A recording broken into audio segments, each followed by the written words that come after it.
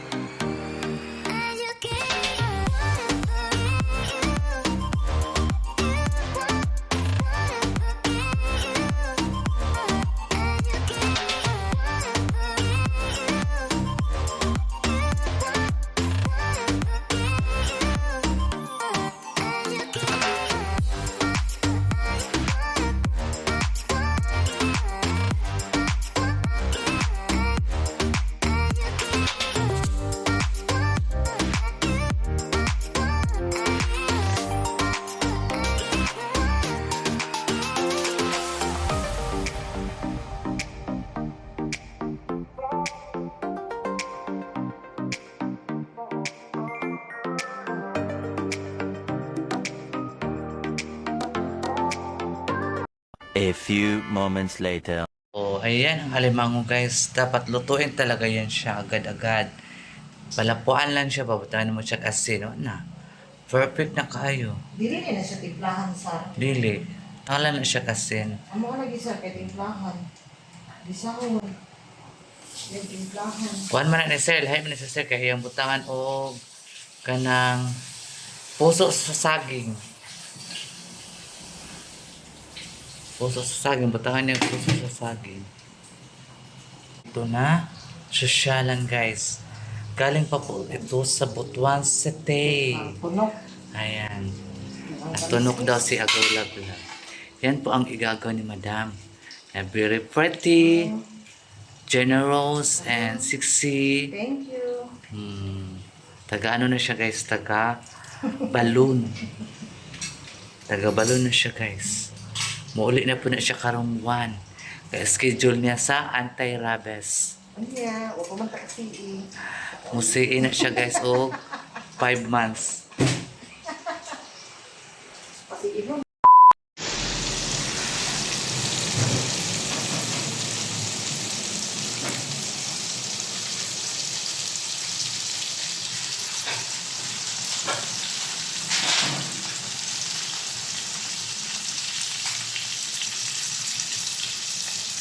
Enjoy. Enjoy.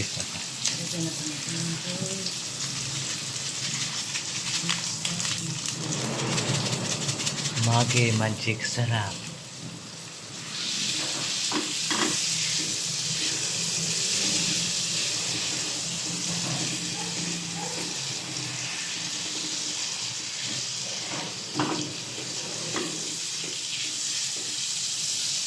Kaya kang kilo ka na no? Sa mga 600 no?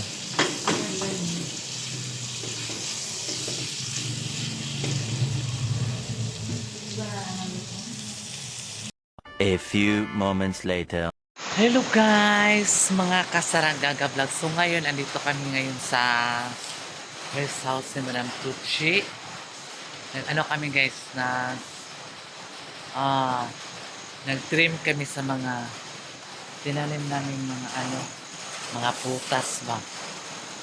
So, tinanggal namin yung mga na siya, yung mga patay na ng mga sanga para mag-boom pa ba. Kasi yung kalamansi guys, ang daming bunga. Diyos ko, ang liliit pa. Kaya tinatanggal namin yung patay na ng mga dahon at saka yung sanga-sanga ba. Pinatay namin, tinanggal namin. So, ngayon dito kami magkain na malingki pa sila Madam Tucci saka si Sirok Paday. So, ayan mga kasargat, ang tinapan ngayon ay nagulan dito sa Davao City. Super ulan guys. Diyos ko, Mario Sip sa timaan. 2,000 years later. Guys, may nag-comment sa akin na solid support si Saragaga. Ikwento ko daw kung paano ako nakapunta kay Madam Tucci.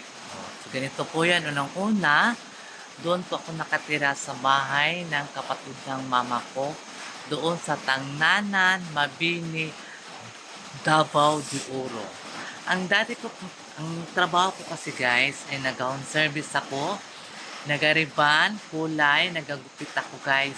Kasi alam naman yung bakla ay dapat marunong ka sa mga buhok-buhok, diba? Diba natin alam ang panahon kung saan tayo mapadpad. At least mayroon tayong mga talent. Actually guys, ang mga bakla talented talaga. Pero yung iba hindi lang ginamit. Ginamit yung hindi lang nila ginamit kasi dahil yung kadalasan yung iba ay mga professional na. Yung iba naman ay mga wala, nagala-gala lang. Yan lang gusto nila. So, wala tayong magawa. Diba? So, ganito yun. Doon ako nakatira sa tito ko. Tapos, nag-home service ako. Nag-home service. Marami kasi akong friend, guys, na mga bakla. May friend ako doon sa Pindasan. Unahan lang po sa Tangnanan yung Pindasan. Yung Pindasan po, ay madami yung mga beach doon. So, may friend ako doon na bakla na nagtatrabaho sa beach. Pero hindi ko alam ang beach na yon. Ang may-ari pala noon ay si Madam Tucci. Ang pangalan ng beach nila ay Magayon Beach Resorts. Napakaganda guys, tahimik na beach. Pwede doon talaga dadalhin yung mga kabit. Yung mga maglabi-labi nga, doon dalhin kasi nasa sulok. Tapos tahimik. Oh. So, sabi ng friend ko doon na nagtrabaho sa beach nila Madam Tucci, nangangailangan daw sila ng isa na tagawalis. Tapos libre na kami ng kain. Pero alam nyo, yung sahod namin every lingguhan kami. So, ang araw ko doon ay 100 pesos lang. 100 pesos lang ang adlaw na ako dito. Manilig lang man po guys. So, every Sunday, na kami magsahod. So, ang sahurin ko 700 every Sunday. So, kinausap ako ng kapatid ni Madam Tucci, yung nagmalis doon sa beach nila dati. Kinausap ako na gusto ko daw pumasok sa kanila. Sabi ko, sige po, matumal kasi noon matumal, pang masyadong nagpapayos ng mga buhok. So, pumasok ako doon, tapos kinausap ko si Kuya Bong. Sabi ko, Kuya Bong, pwede ba ako maka-home service pagkatapos na ako sa mga gawain dito, tapos ako magwalis? Sabi naman ng kapatid ni Madam Tucci, mabait din siya. Sabi naman niya, oo, basta matapos mo na mga ginagawa mo dito, tapos ka na magwalis, pwede ka na makalabas at mag-home service. Pero, kasi ako guys, stay in. Ako, may sarili din akong kwarto na talaga ako lang isa. Ganda ang beach nila Madam doon. Ngayon, malapit na ang December. Pag December kasi doon guys, si Madam magpunta doon sa beach nila. Kasi doon magpasko, magbigayan sa mga trabante ng mga regalo. Nagpunta si Madam doon. Tapos, sabi naman, uy, mayroon naman tayong bagong angel. Tapos pinangalan ako ni Sir na Sarah. Sarah ang pangalan, pinagbinyagan nila kung Sarah. Saldi man ako. So, Sarah ang pinapangalan nila sa akin. So, ayun. Hanggang ngayon, Sarah ang tawag na sa akin. AKA Sarah. So, ngayon, ewan ko anong months kaya yun na pinapunta kami doon ni Madam dito sa Davao kasi pasyal-pasyal nila kami doon sa Crocodile Park. Yun, mga 2016 ka ako nagpunta dito sa Davao sa kanilang mansion talaga. Bago pa yung mansion nila guys. Bago talaga. Napunta ako doon. So, napunta kami sa Crocodile Park. Aga kami nagpunta doon. Hanggang nagabihan kami, doon kami nagkain sa bahay nila. Nagprito sila ng gatang hito. Ayan. So, doon kami nagkainan. So, ngayon, uwian na. Si Madam, sabi ni Madam, hindi pa pala. Doon pala sa ano sa Crocodile Park, bumili si Madam ng ice cream na crocodile daw yung na ice cream. Eh, hindi nagustuhan ni Madam. A few moments later. Ang lasa, so binigay niya sa akin. Tapos and then, nagpitutuan kami, sabi na ano daw ang talent ko, ano daw ang mga hilig ko. Sabi ko, dam, ano man ako, dam, nagagupit, nag-home service ako doon. Pag matapos ko yung mga ginagawa ko sa beach, tapos ako magwalis, and then may mga hugasan, maghugasin ako. Ako na nga nag-o-offer doon na ako na maglaba, kasi kawawa naman si Kuya Bung siya pa maglaba. Kasi yung bakla isa, hindi maglaba pag hindi siya binibigyan. Gusto niya maglaba, may kapalit pa pera, pero ako hindi. Inantay ko lang yung ano, kusang talagang bibigyan ka ng pera ng yung nagmanis doon si Kuya Bong. Kaya nagustuhan ako ng Kuya Bong dahil hindi ako nahihingi ng pera, hindi ako nahihingi ng kapalit. Sa akin lang, gusto ko lang tumulong na wala kasi maglalaba. So, Ate Inday din, minsan busy kasi ang daming mga anak. Kaya Ate Inday kasi yung sinira namin doon sa beach. So, ngayon, balik na naman tayo sa pinapunta kami sa Davao. Yun nga, kinausap ko na ba kung ano daw ang talent ko, ano daw ang skills ko, kung daw nagagupit ako, nagakulay, nagariban. So, ngayon, gabi na, nag-uwi na kami doon, na kami nag-dinner, kainan na kami. Sabi mga alas 2 naman yata yun.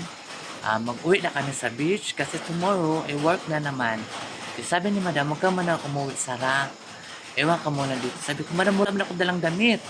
Wala akong dalang isa lang panty ko. Hindi pwede yan. Wala akong dalang damit. Sabi niya, o sige. O kasama ka doon mahatid sa mga kasamahan mo and then magbalik ka. Kasi may driver man sila. Kasi noon yung sasakyan ng Bongo. Yung Bongo nilang Hello Kitty guys. So, sumama ako kasi wala man akong damit. Pangit namang wala kang damit, diba? Pangit namang hiram-hiram ka. Yung gusto ko talaga sarili kong damit. So, kinuha ko yung damit ko doon and then dinala ko sa Davao. So, medyo matagal-tagal na nag-start na ako doon kay Madam Tucci. Wala pa akong, hindi pa ako, may sahod na ako nung binibigyan ako ni Madam. Pero hindi pa talaga totally nga nag-check kami about sa like that. Kasi sabi naman, huwag ka na umuwi. Yun, nagupit ako sa kanya. Sabi niya, marunong ba na ako? So, i-try niya kung talagang marunong ako magupit. So, nagupit ako, guys. Nanginginig pa si bakla kasi, siyempre, Madam, inukupitan mo, magkamali yan, Diyos ko, day. Maraming lagot ka. Hindi pa naman mabalik yung buhok. Iniputan ko siya. Tapos, ayun, nagustuhan niya yung gupit ko. Habang nagugupit ako, may salamin sa likod. Tinitingnan niya. Ayun, nagustuhan man na yung gupit ko. Ayun, yun na. Sabi ko na, mag-uwi na ako. So, huwag ka na umuwi, dito ka na lang sa amin. Yun na, nag-start na ako dun sa kanila 2016. Ako nag-start kay Madam Tucci. Ayun, doon na talaga ako nag-umpisa nagtrabaho sa kanila sa 2016. So, mag 10 years na ako, di ba? So, ang tagal-tagal ko na. Diyos ko, ang tagal-tagal ko na kay Madam Tucci. Kaya alam ko na ang pag-uugali ni Madam kung saan kami lulugar. Yung hindi pa alam, problema na nila yun. Di ba? Madali lang sa Madam, guys. Lalambingin mo lang si Madam na walang duwag ka lang talaga magsagot-sagot sa kanya na nako, ang bilis na. Ang bunganga ni Madam, guys. Kaya manahimik ka na lang. Kung mali mo, manahimik ka na lang. Pero kung pwede ka makasagot, pwede mo magsagot ka lang man. Diba? So, ayun na ang start na andito ako sa mansion ni Madam Tucci, guys. 2016 ako nag-start sa kanila, sa kanilang buhay o nagservisyo. Marami pa kami noon, guys. Ang dami namin. Siguro mga 7 kami doon sa bahay ni Madam Tucci. Kasi si Sir noon napasa pagka police general pa si Sir noon. Si Sir, nag-retire si Sir 2019. Pagka nabutan pa nga kami ng pandemic sa Manila. Alam mo guys, sumakay kami ng aeroplano, yung sinasakyan ni President Duterte. Yung maliit na aeroplano, parang panggira. Diyos ko, nakasakay kami niyan. Para lang makauwi talaga kami dito sa Davao. So nakasakay kami ng uwi ng Davao. And then punta ka dito kami diretso sa farm kasi na-quarantine pa man kami lahat. Dito kami sa farm.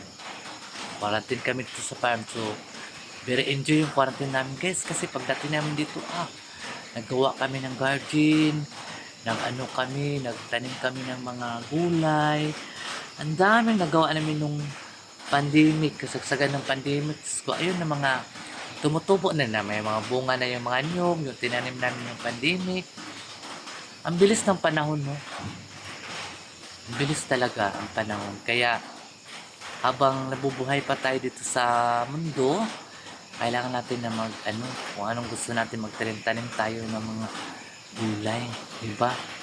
So, ayun ang mga kwento ni Sarah Gaga sa buhay na andito pa rin ako kay Madam Tucci na nagsisilbi din pa po sa kanila. Habang humihinga pa po si Sarah Gaga, habang kaya ko pa sa katawan ko na magserbisyo pa po sa kanila, ay ito, nagpabilin pa rin. Still, single pa rin. So, ayan guys. Thank you so much sa mga solid support si Sarah Gaga. Maraming salamat yun lahat. Ayan guys.